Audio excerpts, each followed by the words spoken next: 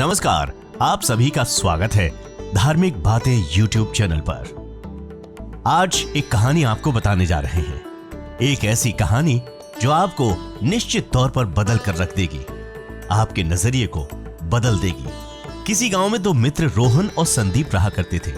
रोहन बहुत ज्यादा धार्मिक प्रवृत्ति का था और वो मानता था कि भगवान उसका हर काम कर देंगे। दूसरी ओर संदीप बहुत ज्यादा मेहनती था और वो हर काम मेहनत से करना चाहता था। एक बार दोनों ने मिलकर कुछ जमीन खरीदी और उस पर दोनों ने मिलकर फसल करने का फैसला किया। अब संदीप तो दिन भर खेत में मेहनत करता, लेकिन रोहन कुछ काम नहीं करता था। वो केवल मंदिर में जाकर भगवान से अच्छी फसल के लिए प्रार्थना करता था। इसी तरह समय बीतता चला गया और खेत की फसल पककर तैयार हो गई। इसे दोनों ने बाजार में जाकर बेचने का प्लान किया और उनको अच्छा खासा रुपया भी मिल गया। घर आकर संदीप ने रोहन से कहा, देखो दोस्त, खेत में मैंने ज्यादा मेहनत की है और इसलिए इस धन का ज्यादा हिस्सा मुझे मिलना चाहिए। संदीप की बात सुनकर रोहन बोला, नहीं, इस धन का ज्यादा हिस्सा मुझे मिलना चाहिए, क्योंकि मैंने ही अच्छी फसल के लिए भगवान से प्रार्थना की थी, तभी जाकर हमें अच्छी फसल मिली है। मेरी प्रार्थना के बिना ये संभव नहीं था। इस बात को लेकर दोनों में झगड़ा हो गया और ये कोई डिसाइड नहीं कर पा रहा था कि ज्यादा धन किसको मिलेगा। वो दोनों बात को बिगड़ते देख मुखिया के पास पहुंचे। मुखिया ने इन दोनों की समस्या को ध्यानपूर्वक सुना और कुछ युक्ति निकाली। उसने बात सुनने के बाद दोनों को एक बोरा दिया जिसमें चावल भरे हुए थे, जिनमें कंकड़ भी मिला दिए गए थे, और कहा कि तुम दोनों को इनमें से चावल और कंकड़ अलग अलग करके लाना है, तभी मैं निर्णय करूंगा कि फसल के धन का ज्यादा हिस्सा किसको मिलना चाहिए। दोनों दोस्त चावल की बोरी लेकर अपने अपने घर चले गए। संदीप ने तो रात भर जागकर चावल और कंकड़ को अलग करने का काम किया।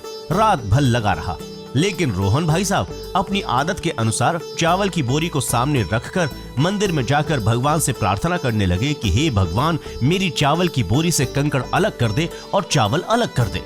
अगले दिन सुबह संदीप चावल और कंकड़ को अलग अलग करके उसे मुखिया के पास लेकर चला गया। रोहन भी बोरी को मंदिर से उठाकर वापस मुखिया के घर ले गया। रोहन को पूरा भरोसा था कि भगवान ने उसका काम कर दिया होगा।